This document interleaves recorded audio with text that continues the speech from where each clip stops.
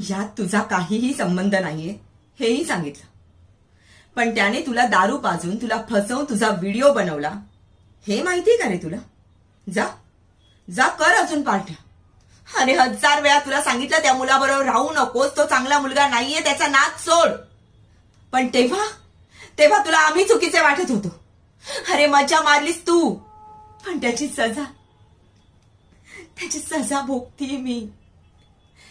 अत्याचार सहन करूनही मला शांत राहावं लागलं, कारण तोंड उघडलंस तर दोन्ही भावांना संपवण्याची धमकी दिली होती त्याने मला. सांग ना काय करणार होती रे मी? काय करणार होते? तुम्ही माझ्या पाठीशी खंबीरपणे उभे असला असताना तर दुनियेशी लढली असती मी. पण तुम्ही तर माझं जगणंच मुश्किल केलं होतं.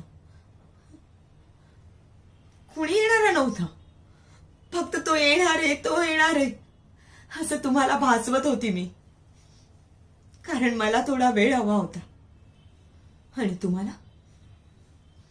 तुम्हाला तो द्यायचा नव्हता. थँक्यू.